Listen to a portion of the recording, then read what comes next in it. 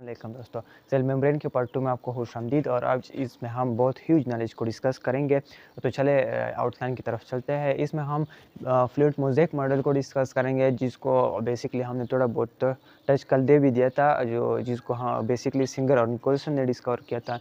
इसके अलावा इसका डायग्राम हम डिस्कस करेंगे। मेम्ब्रेन प्रोटीन्स कौन कौन से हैं, जिसमें हमारे पास इंट्रिंसिक है, एक्सट्रिंसिक है। कैटेगरीज में हमारे पास चैनल प्रोटीन है, कैरियर प्रोटीन है और रिसेप्टर प्रोटीन है हमारे पास। इसके अलावा हम इंजाइमेटिक प्रोटीन वगैरह को डिस्कस करेंगे। एंटीजीन हम है। इसके बाद मेम्ब्रेन लिपिड को हम डिस्कस करेंगे, जिसमें हमारे पास ग्लाइकोलिपिड और ग्लाइकोप्रोटीन है। तो इसमें हम बहुत सारे कंसेप्चुअल पॉइंट्स को डिस्कस करेंगे और इसके साथ बहुत ज़्यादा एमसीक्यूज़ को भी हम वन बाय वन डिस्कस करते हैं। तो चलिए स्ट्रेट अवे अपनी टॉपिक की तरफ आते हैं। तो सबसे पहले हमारे पास जो फ्लूइड मोज़ेक मॉडल है, जो सिंगर और निकोलसन ने 1972 में पेश किया था। ये बेसिकली हमारे पास लेट सपोज ये हमारे पास बेसिकली ये हमारे पास हुए प्रोटीन। यहाँ पर भी एक बना था, चलो। तो ये हमारे पास ये बेसिकली हमारे पास हुए प्रोटीन। इसमें जो होता है, यहाँ पर हमारे पास फास्फोलिपिड होता है। ये हमारे पास फास्फोलिपिड हुए और ये हमारे पास फास्फोलिपिड का एक लेयर हुआ और यहाँ पर भी फास्फोलिपिड का एक हमारे पास लेयर हुआ। यहाँ पर हमारे पास एक ये तो इंट्रिंसिक प्रोटीन है। यहाँ पर हमारे पास हमारे पास ये यहाँ पर एक्सट्रिंसिक प्रोटीन होते हैं। यहाँ पर भी बना था, चलो। तो ये हमारे पास एक्सट्रिंसिक प्रोटीन होते हैं। इसके बाद कोलेस्ट्रॉल का भी हक बनता है। ये हमारे पास कोलेस्ट्रॉल हुए और ये हमारे पास कार्बोहाइड्रेट्स हुए। कुछ यहाँ पर बना लेते हैं, कुछ यहाँ पर बना लेते हैं। तो ये हमारे पास बेसिकली फ्लूइड मोज़ेक मॉडल है। इसके मुताबिक अब अगर हम इसकी लेबलिंग करें तो ये हमारे पास फर्स्ट ऑफ ऑल ये हमारे पास है इंट्रिंसिक प्रोटीन है, जिसको हम अभी डिटेल में डिस्कस करेंगे। ये हमारे पास इंट्रिंसिक प्रोटीन हुआ। इसके बाद ये हमारे पास हुआ एक्सट्रिंसिक प्रोटीन। एक्सट्रिंसिक प्रोटीन हुआ हमारे पास बेसिकली ये हमारे पास हुआ फास्फोलिपिड हुआ, जिसको हमने कल डिटेल में डिस्कस किया था। ये हमारे पास कोलेस्ट्रॉल हुआ। इसके बाद ये हमारे पास अगर ये यहाँ पर कार्बोहाइड्रेट किसी प्रोटीन के साथ अटैच हुए तो इसको हम कहेंगे ग्लाइको प्रोटीन, इसको हम कहेंगे। और अगर ये किसी लिपिड के साथ अटैच हो तो हम इसको ग्लाइकोलिपिड कहते हैं। तो बेसिकली फ्लूइड मोज़ेक में हमने डिस्कस किया था कि हमारे पास लिपिड होते हैं। यह हमारे पास एक बेसिकली हमारे पास एक सी ऑफ लिपिड होता है। ये हमारे पास सी ऑफ लिपिड होता है, जिसमें सम प्रोटीन एम्बेडेड होते हैं, जबकि अपनी जगह पर स्टे करते हैं, फिक्स परमानेंटली होते हैं। जबकि कुछ इसमें सी ऑफ लिपिड में हमारे पास फ्लोटिंग करते हैं। ये हमारे पास एक्सट्रिंसिक प्रोटीन है। ये तो हमारे पास ये बेसिकली फ्लूइड मोज़ेक मॉडल हुआ। अब हम आते हैं कि इस मॉडल को फ्लूइड मोज़ेक मॉडल क्यों कहते हैं, ये मेन क्वेश्चन है। तो फ्लूइड मोज़ेक मॉडल, तो बेसिकली फ्लूइड इस वजह से कहते हैं क्योंकि ये हमारे पास शो फ्लूइडिटी, ये हमारे पास बहाव शो करता है। इस वजह से हम इसको ये लिपिड जो होता है बेसिकली हमारे पास फास्फोलिपिड होता है, इसके ये बहाव एक किस्म के शो करते हैं। तो इस वजह से हम इसको फ्लूइड कहते हैं। और मोज़ेक हमारे पास होता है डिकोरेटेड पैटर्न को हमारे पास कहते हैं डिकोरेटेड पैटर्न को बेसिकली हम मोज़ेक कहते हैं। डिकोरेटेड पैटर्न हमारे पास किस वजह से होते हैं, ये जो आप देख रहे हैं ये हमारे पास एक्सट्रिंसिक और इंट्रिंसिक प्रोटीन है। कुछ तो हमारे पास अपनी जगह पर होते हैं, जबकि कुछ फ्लो करते हैं। तो इस वजह से बेसिकली इसको डिकोरेटेड पैटर्न जो सेल मेम्ब्रेन को देते हैं इसको हम कहते हैं, ये बेसिकली प्रोटीन इसको एक डिकोरेटेड पैटर्न देता है। तो ये बातें हुई। अब हम इसकी कुछ और चीज़ों को डिस्कस करते हैं। बेसिकली हमारे पास चले इसको बाद में डिस्कस करते हैं एमसीक्यूज़ वगैरह को। अब आते हैं हम इसकी जो मेम्ब्रेन प्रोटीन को हम basically one by one discuss करते हैं।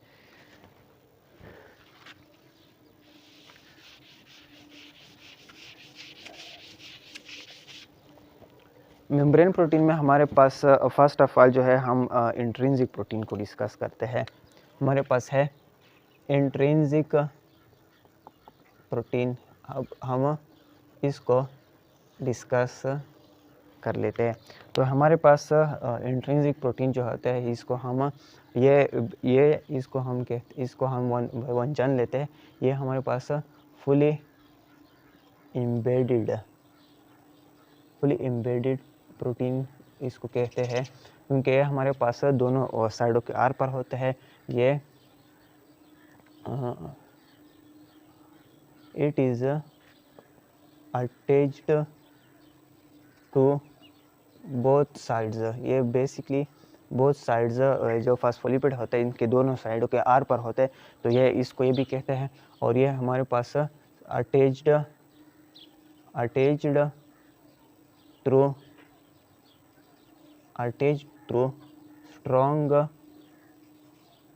Strong covalent bonds. ये स्ट्रॉन्ग कोवेलेंट बॉन्ड्स की वजह से ये बेसिकली अटैच होता है। इसके अलावा इसका कुछ और नाम भी है। हम इसको हम इंट्रिंसिक प्रोटीन कहते हैं। इसको हम embedded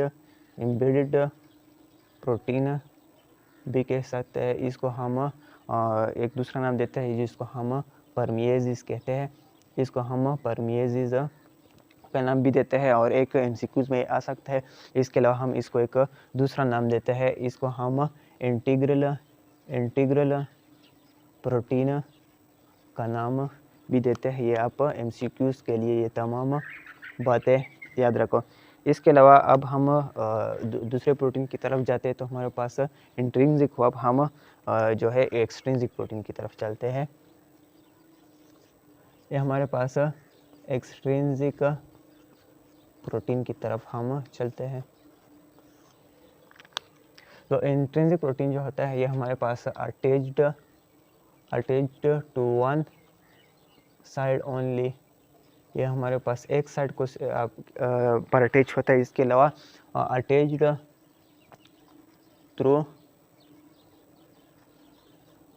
through weak covalent weak van der Waals. ये हमारे पास स्ट्रॉन्ग बॉन्ड के ज़रिए अटैच होता है सेल मेम्ब्रेन के साथ। और इन बॉन्ड्स को हम वेंडरवाल फोर्सेस के ज़रिए अटैच होते हैं, जिसमें हमारे पास है हाइड्रोजन बॉन्ड है हमारे पास। इसके अलावा हमारे पास लंदन फोर्सेस है, लंदन डिस्पर्शन फोर्सेस भी जिसको हम कहते हैं। और हमारे पास लंदन डाइपोल इंटरेक्शन, ये इनके ज़रिए हमारे पास अटैच होते हैं। तो हमारे पास एक्सट्रिंसिक प्रोटीन भी हुआ है हमारे पास। ये इसको हम एक दूसरा नाम एमसीक्यूज़ के लिए आप याद रखो। इसको हम पेरिफेरल प्रोटीन भी कहते हैं, क्योंकि हमारे पास ये सिर्फ एक पेरिफेरी पर होता है, इसलिए हम इसको पेरिफेरल प्रोटीन भी कहते हैं। अब हम इसकी कैटेगरीज की तरफ आते हैं।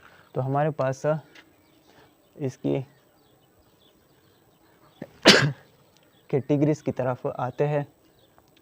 इसमें हमारे पास फर्स्ट कैटेगरी जो हमारे पास है, इसमें हमारे पास फर्स्ट प्रोटीन जो है हमारे पास चैनल प्रोटीन है।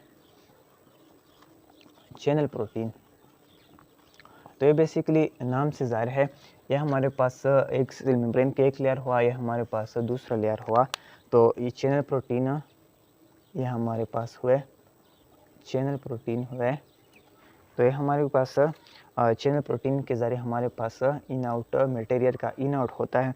और ये हाँ किस चीज़ में बेसिकली मदद देते हैं हमारे, ये बेसिकली फैसिलिटेटेड डिफ्यूजन का काम करता है। और फैसिलिटेटेड डिफ्यूजन को हम सेलेक्टिव डिफ्यूजन भी कहते हैं। Selective diffusion is also called हमारे पास फैसिलिटेटेड डिफ्यूजन। तो तो बेसिकली इसको चैनल इसलिए कहते हैं क्योंकि आप ये देख रहे हैं चैनल के ज़रिए ये बेसिकली सेलेक्टिव डिफ्यूजन करता है। और सेलेक्टिव डिफ्यूजन में बेसिकली सेल को जिन चीज़ों की ज़रूरत होती है तो ये बेसिकली सेल मेम्ब्रेन इनको अलाउ करता है, और सेल मेम्ब्रेन इन चैनल प्रोटीन के ज़रिए इनको अलाउ करता है, और जिन चीज़ों की ज़रूरत नहीं होती इनको फिर ये अलाउ नहीं करती। तो ये तो चैनल प्रोटीन भी हो गया। अब हम आते हैं हमारे पास कैरियर प्रोटीन की तरफ हम आते हैं। कैरियर प्रोटीन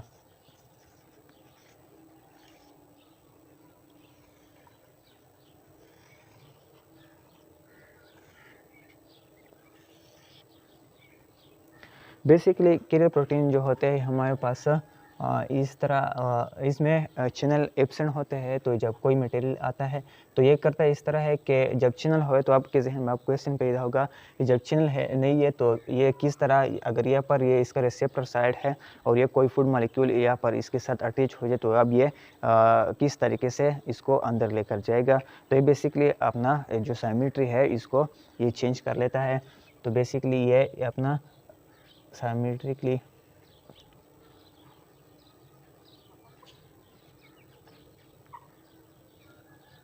अब ये लेट सपोज हमारे पास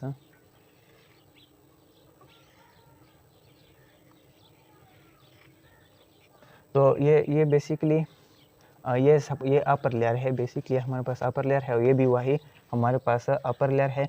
तो ये बेसिकली अपनी साइमेट्री को चेंज करता है। अपनी साइमेट्री को जब चेंज करता है, साइमेट्री हमारे पास 3D शेप को ये हमारे पास बेसिकली अपनी ओरिएंटेशन को चेंज कर लेता है। तो ये basically which those protein which carries food molecule by changing its orientation, ये बेसिकली हमारे पास changes its orientation to carry food molecule inside cell। ये भी वही अपर लेयर है, लेकिन उन्होंने ये इस तरह अपने 3D शेप इस तरह चेंज कर लेता है या इस तरह रोटेट हो जाता है। तो जब रोटेट हो जाता है तो बेसिकली ये सेल का अंदरूनी ये इनसाइड सेल है। तो ये बेसिकली जिन चीज़ों की सेल को ज़रूरत होती है तो ये बेसिकली ये इसको अंदर लेकर चला जाता है। और इसका चैनल प्रोटीन अगर आप इसकी कैटेगरी की मेन कैटेगरी की बात करें तो ये बेसिकली हमारे पास इंट्रिंसिक प्रोटीन, ये हमारे पास इंट्रिंसिक प्रोटीन है। इसके अलावा ये भी हमारे पास इंट्रिंसिक प्रोटीन है। अब हम आते हैं और प्रोटीन की तरफ, रिसेप्टर प्रोटीन की तरफ आते हैं।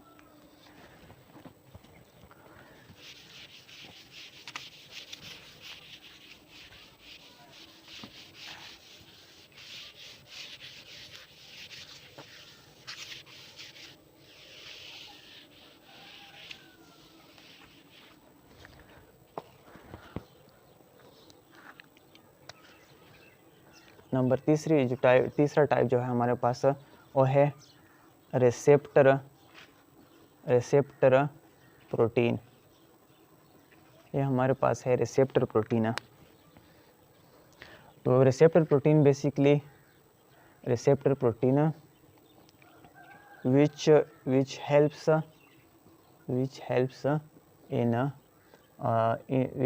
in recognition both inside and outside stimulus.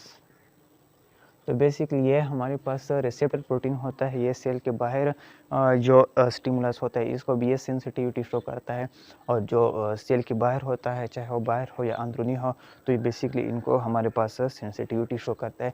Receptor protein अगर ये हमारे पास इसकी मैं एग्जांपल दे दूँ कि कहाँ पर होता है, तो ये हमारे पास टी हेल्पर सेल है। टी हेल्पर सेल ये हमारे पास टी हेल्पर सेल है, और यहाँ पर ये हमारे पास बेसिकली ये एक रिसेप्टर होता है जिसको आप CD4 रिसेप्टर होता है। ये बेसिकली हमारे पास रिसेप्टर प्रोटीन की एग्जांपल है। और अगर CD4 को भी आप डिटेल में जानने की जानने की कोशिश करते हैं तो ये हमारे पास इसका जो फुल फॉर्म है ये इसका हम कहते हैं क्लस्टर डिफरेंशिएशन। क्लस्टर डिफरेंशिएशन ये बेसिकली इसको फर्स्ट टाइम क्लस्टर में देखा गया तो इसलिए इसको डिफरेंशिएशन का नाम दिया गया। और जो 4 है ये बेसिकली इन डिस्कवरी के बेस पर इनको नाम दिया गया। और ये इससे पहले 3 और प्रोटीन डिस्कवर हो चुके हैं तो इसलिए इनको CD4 का नाम दिया गया। और बेसिकली हमारे पास HIV जो होता है ये इन पर हमला करते हैं। हमारे पास HIV human immuno deficiency virus जो है ये बेसिकली इन प्रोटीन ये प्रोटीन बेसिकली इनके लिए रिसेप्टर का काम करता है, ये इनको रिसीव करता है। और ये बेसिकली जो टी हेल्पर सेल होते हैं हमारे पास इम्यूनिटी प्रोवाइड करते हैं। बेसिकली हमारे पास इम्यूनिटी प्रोवाइड करता है। तो जब ये इनका मसला है कि इन पर CD4 लगा हुआ है और CD4 हमारे पास HIV के लिए एक रिसेप्शन का काम करता है, ये इनको रिसीव करता है। तो इनको जब रिसीव करता है तो इन वजह से ये टी हेल्पर इम्यूनिटी प्रोवाइड करता है। और HIV जब इनके साथ अटैच हो जाता है तो ये Aahista Aahista T helper cell को इनकी ब्रेक डाउन करता है और इनको मारता है। तो जब इस वजह से जब इन सेल की कमी हो जाती है तो हमारे पास इम्यून सिस्टम जो है वो वीक हो जाता है। इस वजह से हम इनको ह्यूमन इम्यूनो डिफिशियंसी वायरस भी कहते हैं। अब हम आते हैं दूसरे कैटेगरी की तरफ जो हमारे पास है एंजाइमेटिक प्रोटीन।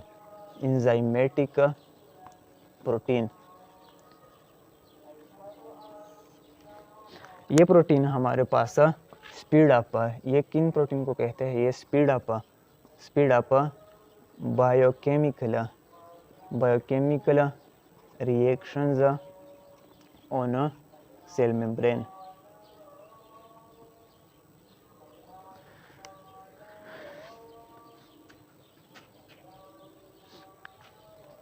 ये लेट सपोज हमारे पास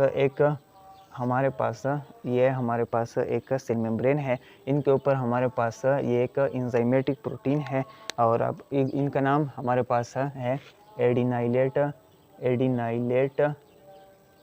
साइक्लेज एंजाइम, ये इनका नाम है। और ये हमारे पास एक एंजाइमेटिक प्रोटीन है। इनका काम है हमारे पास ये ATP एडिनोसिन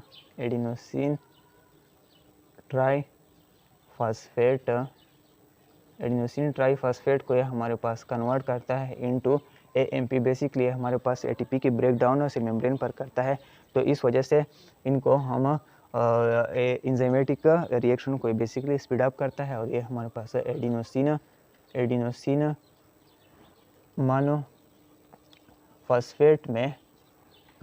मोनोफॉस्फेट में कन्वर्ट करता है। और इसके अलावा अब हम सेल मेम्ब्रेन की जो हमारे पास इसके अलावा मैं एक और भी आपको बताता चलो। ये हमारे पास एक है एंटीजीन प्रोटीन।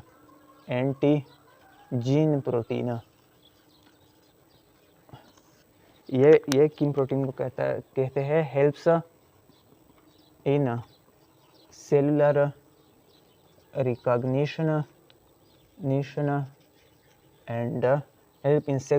Recognition and interaction. ये बेसिकली हमारे पास और सेल को ये रिकॉग्नाइज करता है। हर सेल पर इनका एक अलग एंटीजन होता है। तो ये जो हमारे पास इम्यूनिटी के सेल है WBC, इनको ये अपना एंटीजन शो करता है कि ये मैं अपना हूँ। और जब कोई दूसरा बैक्टीरिया या वायरस होता है तो इनका एंटीजन या तो मुख्तलिफ होता है या इन पर होता नहीं है। तो ये इनको पकड़ लेते हैं एंटीबॉडी और फिर इनको WBC की मदद से फेगोसाइट्स की मदद से बेसिकली इनको किल करता है। तो ये बहुत अहम फंक्शन होता है, हमको इम्यूनिटी प्रोवाइड करता है और सेल को दूसरे आउटसाइड बॉडी के जो सेल होते हैं इनको ये रिकॉग्नाइज करता है। अब हम आते हैं सेल की हमारे पास साइमेट्री की तरफ। सेल मेम्ब्रेन बेसिकली हमारे पास ये बहुत MCQs के लिए इम्पोर्टेंट इंफॉर्मेशन है।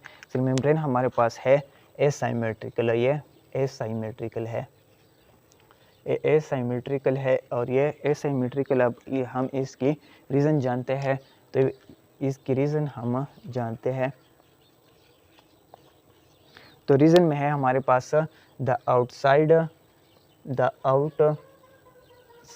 And inside of cell membrane are not identical, so it is asymmetrical in nature। अब इसके हमारे पास सेल मेम्ब्रेन के जितने भी प्रोटीन है फ्लूइड मोज़ेक के हवाले से और इनकी कैटेगरीज भी हमने जानी तफसील से। अब हम इनके फॉस्फोलिपिड की तरफ आते हैं और फिर आखिर में इनके हम MCQs भी डिस्कस करते हैं।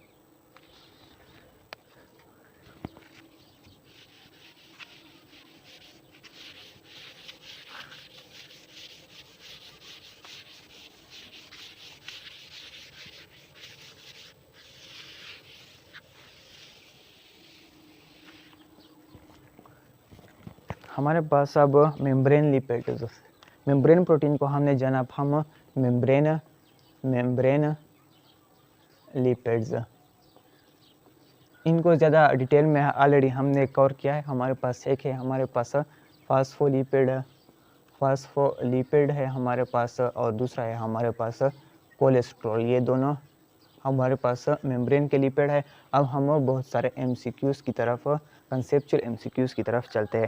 तो for the first of all हमारे पास मेम्ब्रेन MCQs नंबर 1 है हमारे पास membrane fluidity is due to.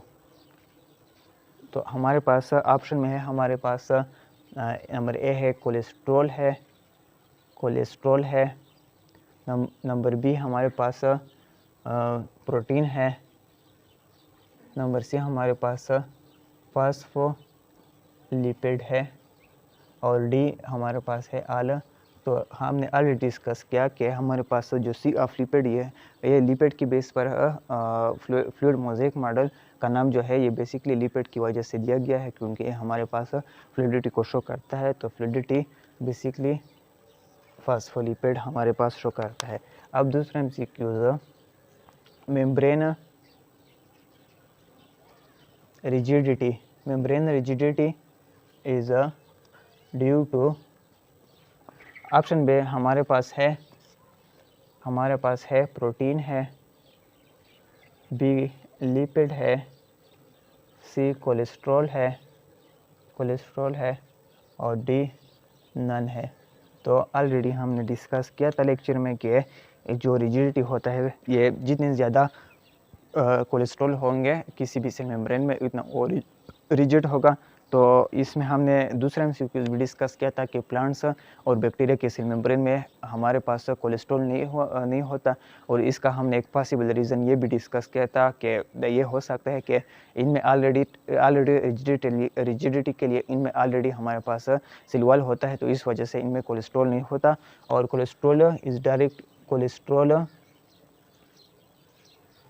इनमें हमारे पास है कोलेस्ट्रॉल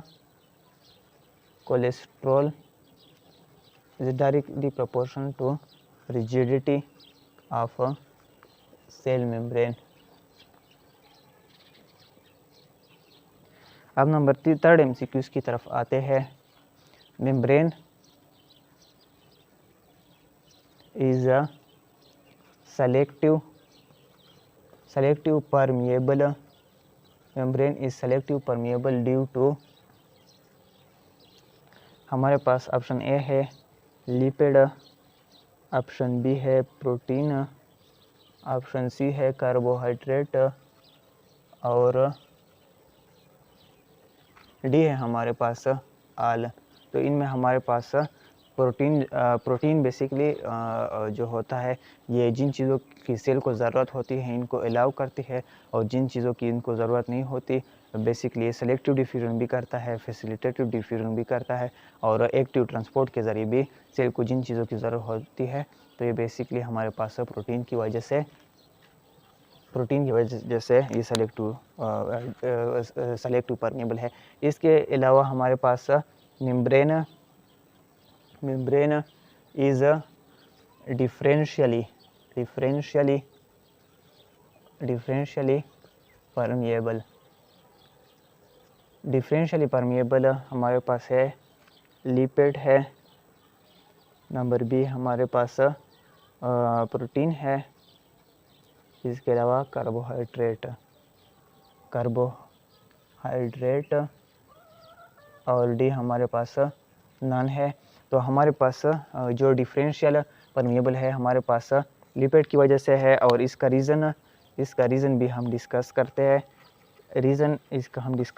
ये हमारे पास प्रोटीन है, और ये बेसिकली हमारे पास फॉस्फोलिपिड जो होता है ये हमने डिस्कस किया था। हमारे पास अपर जो है ये लेट सपोज हमारे पास ये इसका 2 चेन्स है। तो ये हमारे पास ये जो टेल होता है ये सेल के अपर हिस्से में होता है, और टेल हमारे पास प्रोटीन में ये टेल नीचे की तरफ होता है। तो जो टेल्स होता है ये हमारे पास नॉन पोलर होता है। ये नॉन पोलर होता है, और नॉन पोलर जो होता है तो ये बेसिकली नॉन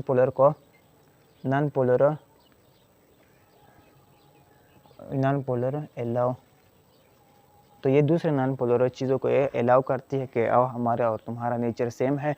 तो ये नॉन जो बेसिकली हमारे पास पोलर होता है इसको ये नॉट अलाउ करता है, इनको ये अलाउ नहीं करता। और जो नॉन पोलर होते हैं इनको कहते हैं कि हमारा एक नेचर है, और जो हमारे पास नॉन पोलर है पोलर है इनको ये रिपेल करता है। तो ये बेसिकली क्या किया इन्होंने डिफ्रेंशिएट किया, और इस वजह से इनको डिफरेंशियली परमिएबल कहते हैं। अब हम दूसरे 5 MCQs की तरफ चलते हैं। Cell membrane is semi permeable due to हमारे पास है प्रोटीन है, बी हमारे पास लिपिड है, सी बोथ है, और डी हमारे पास है नन है। तो आपने देखा कि प्रोटीन हमारे पास सेलेक्टिव डिफ्यूजन में काम आता है, सेलेक्टिव परमिएबल है। बहुत सी चीज़ों को अलाउ करते हैं और बहुत सी चीज़ों को ये अलाउ नहीं करता। ये पोलर चीज़ों को ये अलाउ करता है और नॉन पोलर को ये नॉट अलाउ करता है। और इसके अलावा जिन चीज़ों की सेल को ज़रूरत होती है इनको भी अलाउ करता है, और जिनकी सेल को ज़रूरत नहीं होती इनको ये नहीं अलाउ करता। तो ये एक सेमी परमिएबल एक तो ये प्रोटीन की वजह से हुआ, और हमने अभी लिपिड में भी पढ़ा कि डिफरेंशियली परमिएबल डिफरेंशिएट करता है पहले कि नॉन पोलर है तो अलाउ करता है, नॉन पोलर है तो ये नहीं अलाउ करता। तो बेसिकली आपने देखा कि इन दोनों चीज़ों की वजह से सेल एक का सेमी परमिएबल मेम्ब्रेन है, और इनका जो करेक्ट आंसर है हमारे पास है बोथ है। तो ये तो बहुत सारी चीज़ें आपने पढ़ी। अब हम ग्लाइकोलिपिड और ग्लाइकोप्रोटीन जो हमारे पास लेक्चर का आखिरी पार्ट है इनको हम डिटेल में डिस्कस करते हैं, और इनका फंक्शन भी हम देखेंगे।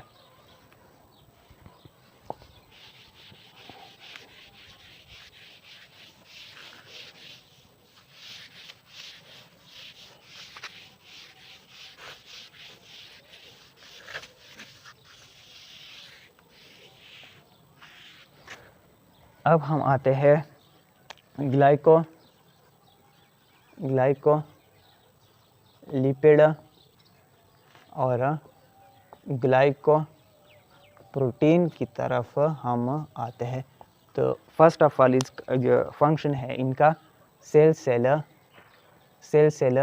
रिकॉग्निशन का काम ये करता है। ये सेल मेम्ब्रेन पर ये मौजूद होता है, तो ये सेल के इंटरेक्शन में ये हेल्प करता है।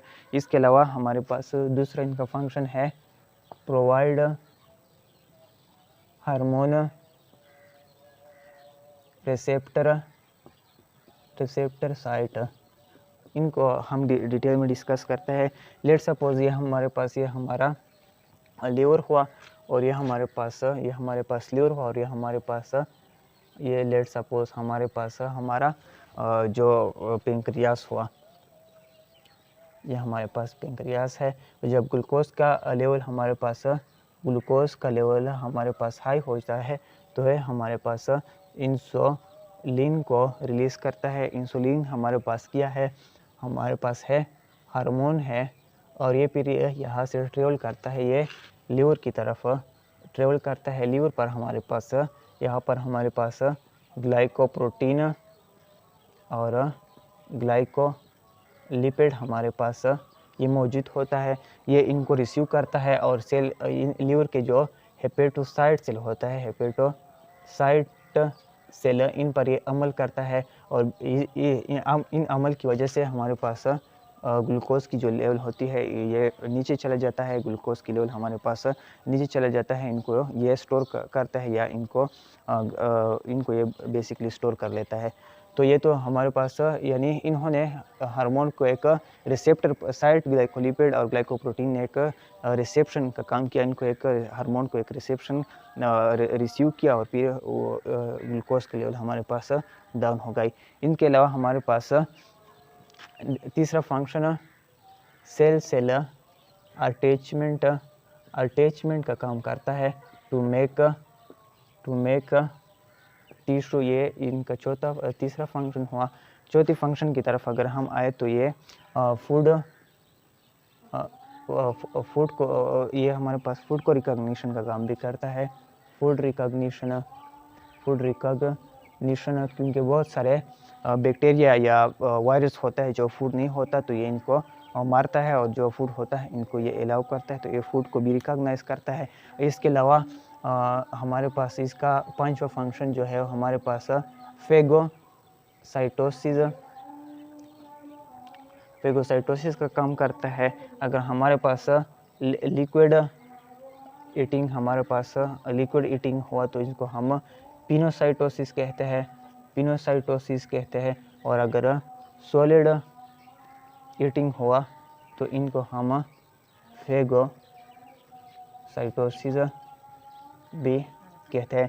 इसके अलावा एक इसका आखिरी और मेन फंक्शन जो है ये हमारे पास आपने पढ़ा होगा, हमारे पास सेल है और इसमें हमारे पास बहुत सारे हमारे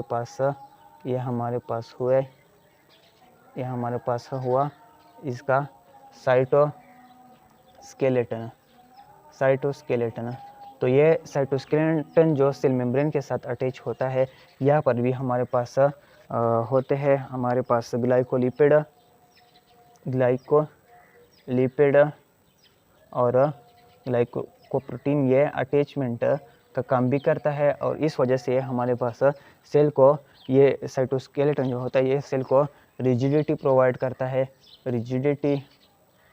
रिजिडिटी और हमारे पास मेंटेन सेल शेप, ये सेल के शेप को भी मेंटेन करता है।